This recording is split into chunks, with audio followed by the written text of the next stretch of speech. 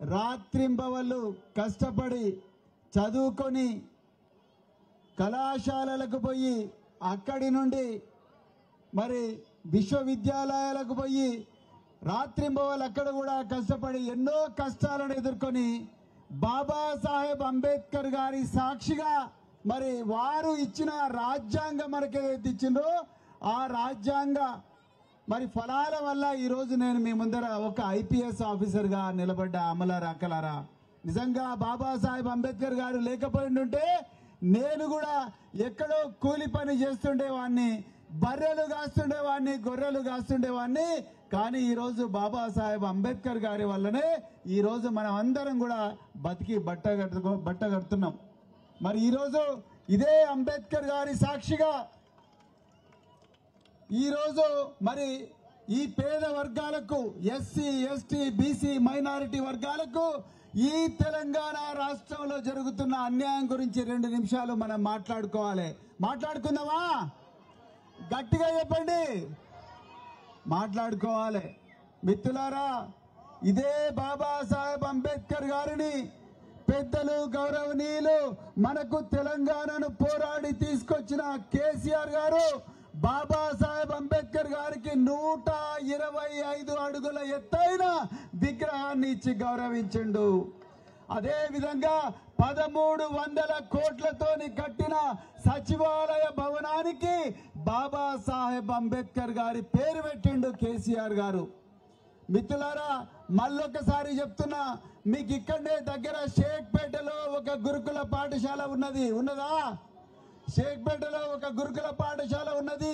అందులో పేద విద్యార్థులు ఎంతో మంది ఎస్సీ ఎస్టీ బీసీ మైనారిటీ వర్గాలకు చెందిన విద్యార్థులు చదువుకుంటున్నారు. 2016 సంవత్సరంలో ఇదే కేసీఆర్ గారు ముఖ్యమంత్రిగా ఉన్నప్పుడు మేమందరం పోయి ఈ ఎస్సీ ఎస్టీ బీసీ వర్గాలకు చెందిన పిల్లలు ఇప్పటికి కూడా పేదలుగానే బతుకుతా ఉన్నారు. 10వ తరగతి పాస్ అయితేనే వాళ్ళకు పెళ్లిళ్ళు చేసే పరిస్థితి ఉన్నది. వాళ్ళందరూ కూడా చిన్నతనంలోనే తల్లులయ్యే పరిస్థితి ఉన్నది. వాళ్ళ తల్లిదండ్రులు మరి బర్రెలు కాసి బతుకుతా ఉన్నారు. వాళ్ళ ముత్తాతలు కూడా అదే కూలీనాలు చేసి బతుకుతా ఉన్నారు. వాళ్ళను ఆఫీసర్లుగా చేయాలి, వాళ్ళను పైలట్లుగా చేయాలి, వాళ్ళను ఐపీఎస్లుగా చేయాలి, ఐఏఎస్లుగా చేయాలి, డాక్టర్లుగా చేయాలి, ఇంజనీర్లుగా చేయాలి, వాళ్ళను ఆ గుడిసెల నుంచి బయటికి తీయాలి అని చెప్పి కేసీఆర్ గారి దగ్గరికి ప్రపోజల్ తీసుకపోతే, మీరు జాగ్రత్తగా వినాలి, కేసీఆర్ గారి దగ్గరికి ప్రపోజల్ తీసుకపోతే ఒక్క దెబ్బకే 8,000 కోట్ల రూపాయలు ఇచ్చి 1000 గురుకుల పాఠశాలలు పెట్టాం గొప్ప ముఖ్యమంత్రి కేసీఆర్ గారు. ఆ పాఠశాలల ద్వారా దాదాపుగా లక్షలాది మంది, 10 లక్షల మంది పిల్లలు ఎంతో మంది గొప్ప గొప్ప ఉద్యోగాలు చేస్తా ఉన్నారు బాగా చదువుకొని. మిత్రులారా, ఇక్కడ ఉన్న చాలా మంది మహిళలు, ఇక్కడ ఉన్న సీనియర్ నాయకులు అడిగినా, అన్న ఇక్కడ ఉండే మహిళలు ఏం పని చేస్తారు? మరి కూలి కైకిలే చేస్తారు. పట్టణ ప్రాంతాల్లో పెద్దల ఇళ్లకు పోయి వాళ్ళ ఇళ్లలో పనిచేస్తారు. చిన్న చిన్న షాపులలో సేల్స్ మెన్ గా పనిచేస్తారు, సేల్స్ గర్ల్స్ గా పనిచేస్తారు, లేకపోతే చిన్న చిన్న ఉద్యోగాలు చేసుకుంటారు. వీళ్ళ పరిస్థితి బాగాలేదని చెప్పడం జరిగింది.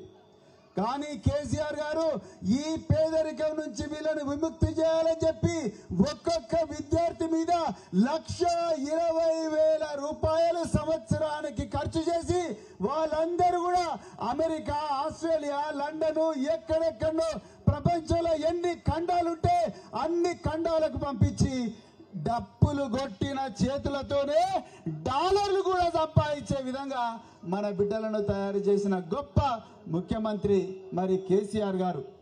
మిత్రులారా, ఈరోజు కట్ చేస్తే ఈరోజు రేవంత్ రెడ్డి గారు ముఖ్యమంత్రి అయి 2 సంవత్సరాలైంది. 110 మంది పిల్లలు చచ్చిపోయినరు స్కూళ్ళల్లో. మన పిల్లలను చదివిద్దామని చెప్పి మన స్కూళ్ళకు పంపిస్తే ఇవాళ పిల్లలు శవమై వచ్చే పరిస్థితి వచ్చింది. 110 మంది పిల్లలు మొన్నటికి మొన్న హుస్నాబాద్ లో శ్రీ వర్షిత అనే అమ్మాయి స్కూల్ కెప్టెన్, హెడ్ మాస్టర్ దొంగతనం చేస్తున్నాడు. పిల్లలు తినాల్సిన బియ్యాన్ని హెడ్ మాస్టర్ తింటున్నాడు అని చెప్పి, ఎందుకు తింటున్నారు సార్ మా బియ్యాన్ని, మీరు దొంగతనం ఎందుకు చేస్తున్నారంటే, బిడ్డ నువ్వు ఇట్లా చేస్తావని అమ్మాయిని తిడితే ఆ అమ్మాయి బాత్రూంలో పోయి సూసైడ్ చేసుకున్నది. ఇదే షేక్పేటలో ఆకాష్ అనే పిల్లగాడు సూసైడ్ చేసుకున్నాడు.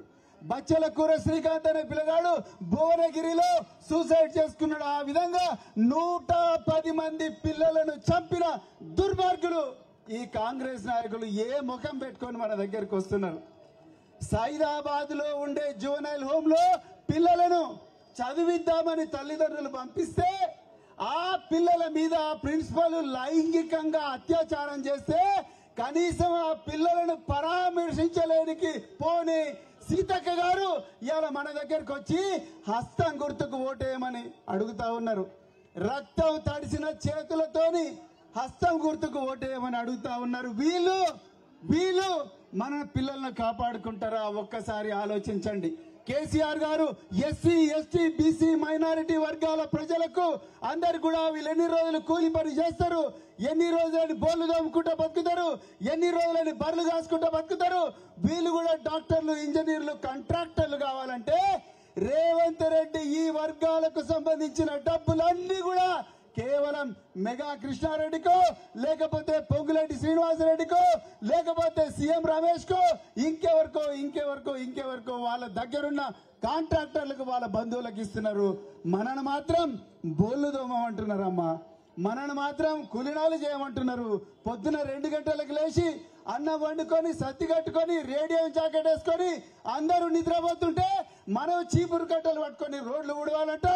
రేవంత్ రెడ్డి పిల్లలు మాత్రం, పొంగులేటి శ్రీనివాసరెడ్డి మాత్రం, మెగా కృష్ణారెడ్డి మాత్రం వాళ్ళు మాత్రం విమానాలలో తిరగాలంట.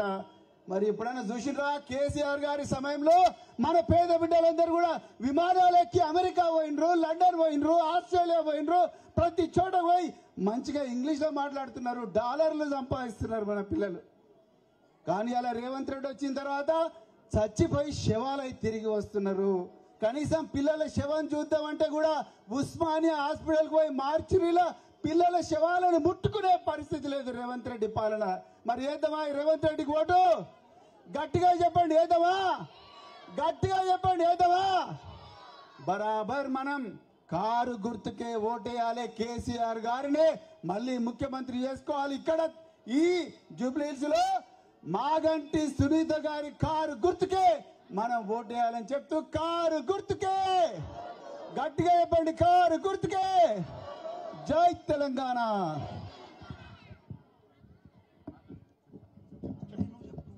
ఇప్పుడు పెద్దలు గౌరవనీయులు శ్రీ తన్నీరు హరీష్ రావు గారు, మాజీ మంత్రివర్యులు, వారిని మాట్లాడవలసిందిగా కోరుతా ఉన్నాను. హలో. జై తెలంగాణ. గౌరవనీయులు శాసన మండలి సభ్యులు మిత్రులు దాసోజు శ్రవణ్ గారు, మాజీ మంత్రివర్యులు మన బాల్కొండ ఎమ్మెల్యే పెద్దలు